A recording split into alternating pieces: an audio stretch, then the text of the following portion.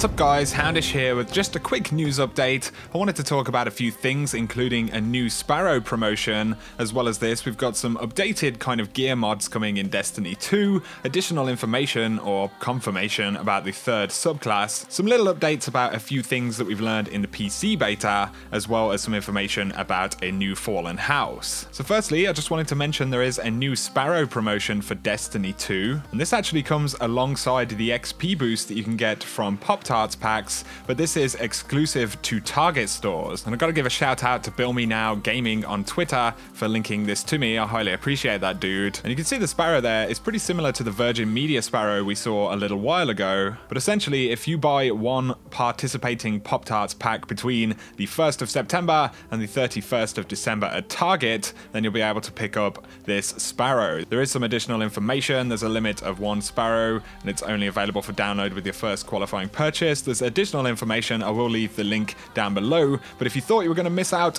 on that awesome Sparrow in the US, it looks like you might have a shot at it if you can pick some of these up at Target stores. Moving on, I wanted to point out a few interesting things that have been updated in the PC beta, and my good friend and fellow YouTuber Future Foe actually pointed out a few of these things in one of his recent videos, so I will leave his link down in the description below. You should absolutely check him out. But we can see that the level here is now displayed as a power level and not a light level, and it says power is an average of the attack and defense values across all of your currently equipped gear. Higher power improves both your damage output and your defense. And we can see that they've kind of changed the color, at least on the PC beta right here, to a very kind of light, bright blue, which is interesting. We also have a description here for legendary shards, which is a little bit different from what we've seen. So obtained from dismantling legendary and exotic quality items. So you will be getting these shards for dismantling exotics as well. I don't know if that means we won't see exotic shards. Presumably that could be the case, but it's definitely something worth noting.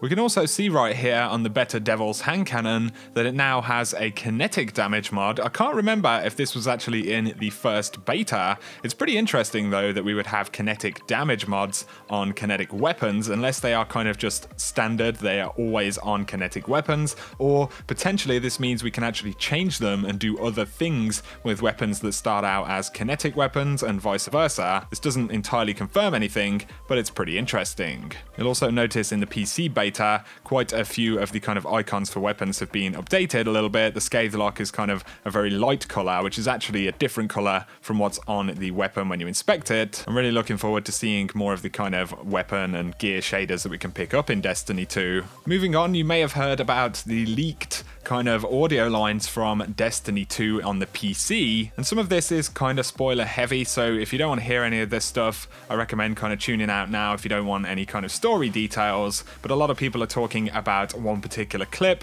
where an unknown character says you're a hunter, I'm guessing a Night Stalker, so that's even more confirmation of the third subclass. Not that we particularly needed it at this point. Of course, we saw some kind of gameplay of artifacts for those subclasses dropping a few days back. But we get an interesting line from another unknown character about the Fallen House in Destiny 2, and it says those Fallen transmissions we received last week just got back from a run through the Cryptarchs. The good news is they were able to crack them. The bad news is they were full of bad news. It turns out this House of Dusk has got itself a would-be Archon with delusions of grandeur and a ketch full of scavenged weaponry to fill all four hands of his crew with. So that gives us a little bit of a hint of what's going on with the new Fallen House in Destiny 2. This is very likely to be the Fallen House with the kind of purple color that we see at the start of the Nessus strike. It's going to be very interesting to kind of discover more of the story and what's going on with the Fallen. And finally, of course, there were also some lines of dialogue